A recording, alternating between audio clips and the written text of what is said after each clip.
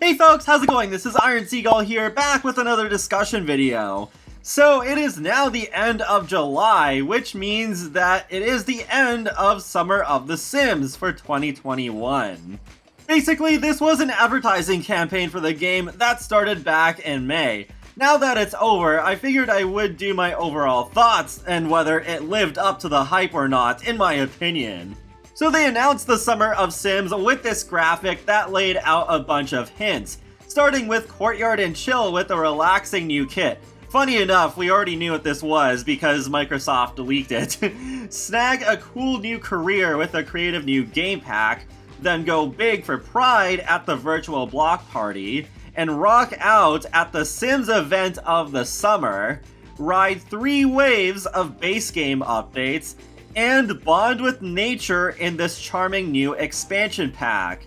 At the bottom it does say May, June, and July are the months included, so August for some reason is not part of it. With the Courtyard and Chill, this turned out to be the Courtyard Oasis kit. So this was a set of heavily Moroccan-inspired furniture and build items. So since it was a kit, it is just divided into 3 categories, at least so far. I don't know if they'll introduce more, because they've all been either create a sim, or build, or gameplay. So this is the second build-themed kit that we got. And I gotta say, we got some really gorgeous items with this. However, especially with cultures, I wish that we had a bigger theme of this. This only covers the Courtyard, so there aren't really too many items in the game that match up with this.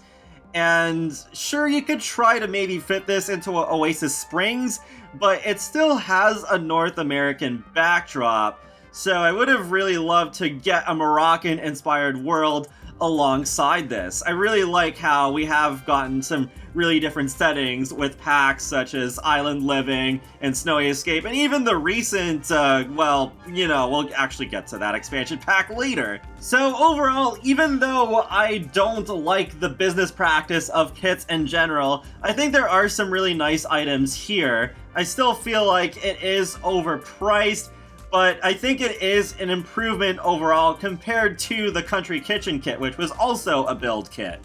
Going back to the Summer of Sims graphic, the next thing was snag a cool new career with a creative new game pack. I thought this meant we were gonna be getting bands finally, but nope.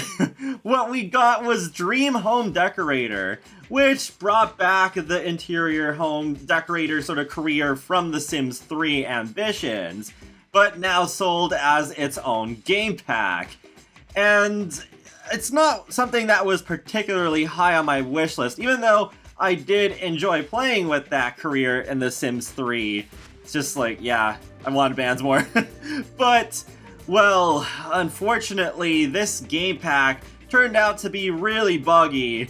Though, also, I feel like this is one of the weakest game packs that we got so far. Definitely an improvement over Journey to Rabbit Holes, but still, I feel like it was a stuff pack with a lot of objects, especially comparing it to Paranormal Stuff, which also had a career and some objects and create a sim items. It felt like the size was somewhat similar. It's just that Dream Home Decorator had way more objects, and the modular objects too, like the shelves. But I don't feel like the career was particularly like a lot more in-depth than the Paranormal Investigator, especially considering that you are just spending most of that time in build mode. It is really interesting seeing how divided the opinions are on this game pack, because with Star Wars, sure, some people liked it, but I think the hate was not universal exactly, but there was a lot more of it.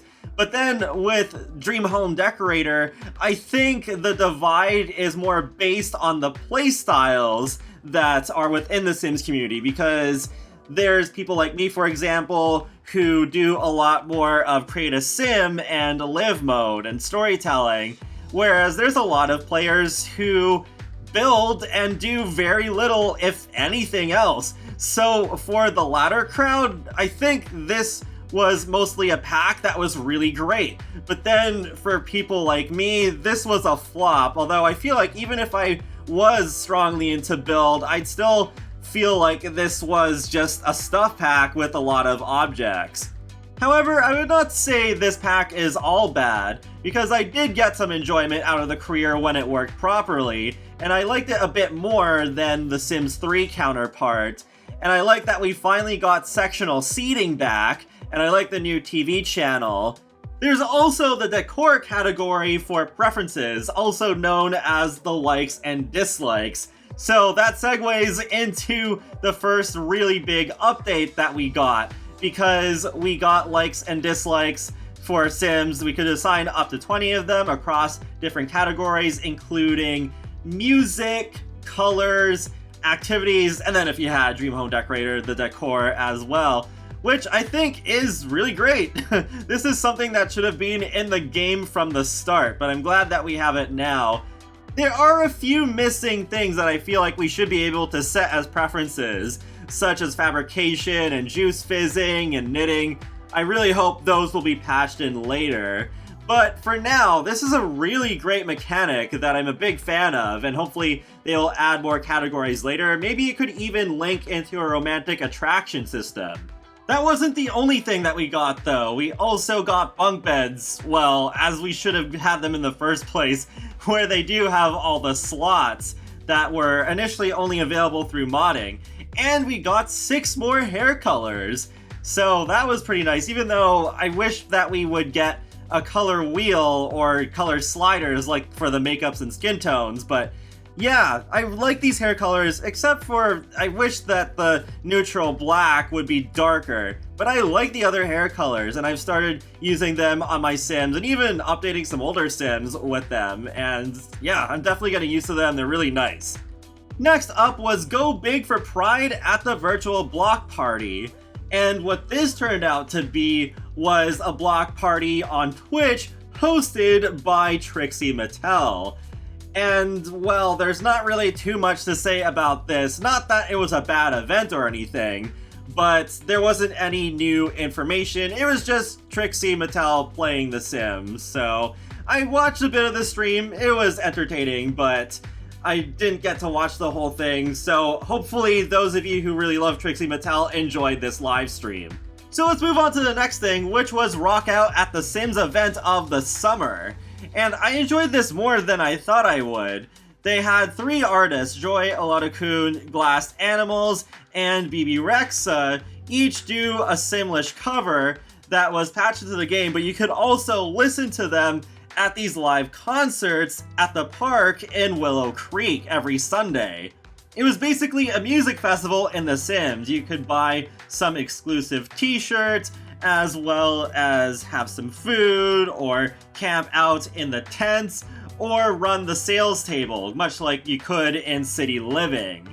Also, you could get up on stage yourself after the performances are done and use the piano or microphone for some easy tips. However, just like a real festival, it was only around for a limited time, from June 29th to July 7th.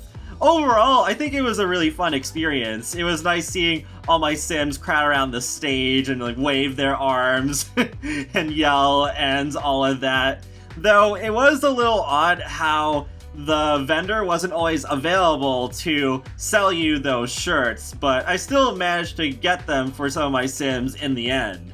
I also like that these performances were in Simlish, keeping true to the nature of the game instead of taking the easier way of just having the English originals. I would not mind seeing Sim sessions happen again, as long as they don't take too much development time away from permanent features that should be added into the game. Next up, we have Ride 3 waves of base game updates. I saw some people thinking that maybe this would mean that finally we would get ocean swimming in some of the older worlds, at least where it makes sense, but that was not the case. I think the updates were pretty good, even though they were not involving ocean swimming. We already talked about 2 of those updates, which was the one before Dream Home Decorator and Sim Sessions. The last one ties directly in with Bond with Nature in this charming new expansion pack. This made me worried, because it didn't mention animals, because I figured it would have said bond with animals in this charming new expansion pack, because I was really hoping, okay, since this does not sound like Generations at all, that it would be about farming, and thankfully it was, tied in with a cottagecore theme. This expansion pack ended up being called Cottage Living. So even though I do feel it is a bit flawed, just like every Sims 4 expansion pack is, this is easily the best one that they've released in a long time. In my opinion, it is second only to Seasons. Seasons is just so hard to top because it's really essential to my gameplay. But man, finally, we got an expansion pack based around farming. Because we've had farming as sort of like minor features in previous games, but we haven't really had a deep dive into this, and I'm so glad that it's finally happened. And hey, we even got llamas, because llamas have been sort of like a mascot for The Sims, even before The Sims came out as its own game. So yeah, it is good that we finally know what real llamas look like here. And yeah, we also got the chickens and the cows and the rabbits and the birds and updated foxes as well that are more like foxes, and some more crops, and we got village errands with some really interesting lore with some of the pre-made Sims. We also got cross-stitching, the return of canning. You can order groceries through the phone, which goes along with the Simple Living Lot Challenge, where we actually have to stock the fridge ourselves with appropriate ingredients in order to cook. And there is the UK-inspired Henford-on-Bagley. So yes, thankfully, another world that is not in North America. And we did get a UK-based world before with Brightchester and Discovery University, but I feel like they only scratched the surface with that. And with Henford-on-Bagley, it's based off of the Cotswolds, and it's just amazing how lush this world is. It feels like maybe it's even better than Granite Falls in that aspect. There are still some things I don't like though. I mentioned earlier about how some things from more recent packs aren't acknowledged by the preferences system. Well, cross-stitching and the new cottagecore radio station are not in there either. And I feel like 5 levels for cross-stitching is too easy, and it looks kind of strange in comparison to how with knitting we had 10 levels. And I wish that we had more buildable lots in Henford-on-Bagley, because there's only 12. Sure, it is a small countryside world, but I still think there was enough space to at least fit a few more lots, so then we would have more space to move in more Sims, and just not run out of room as quickly.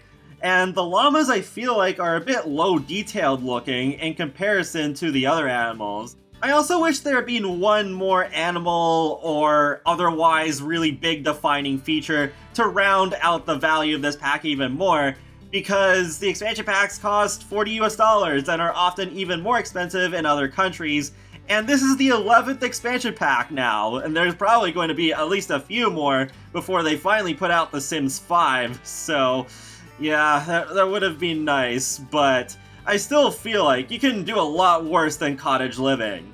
The last thing I gotta mention is the update that came out alongside it. There was quite a bit to it, but the main things were the return of the water tools, so we could custom make our own ponds and lakes, and even stock them with our own fish that our Sims have already discovered out in the world, and a bunch of other decorations, including alligators.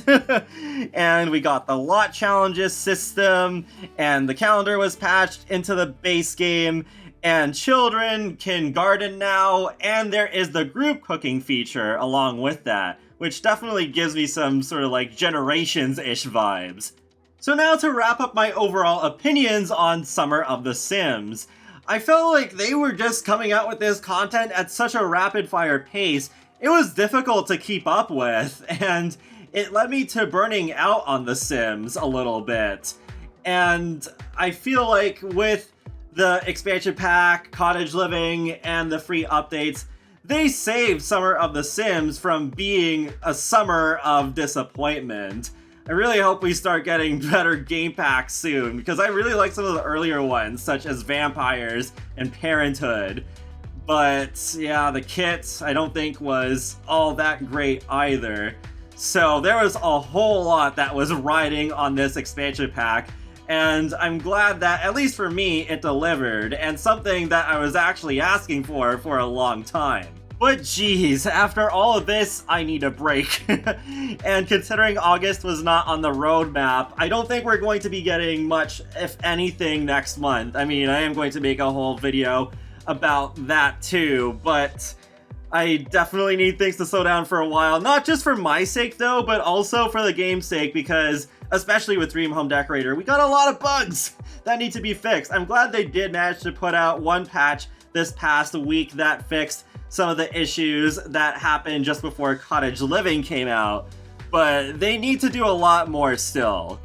So that's it for this video. Feel free to let me know your thoughts in the comment section below on Summer of the Sims, and be sure to subscribe if you want to keep up with my latest gaming content, including life simulations and more. So I will talk to you all later, and have a great day. Thanks for watching!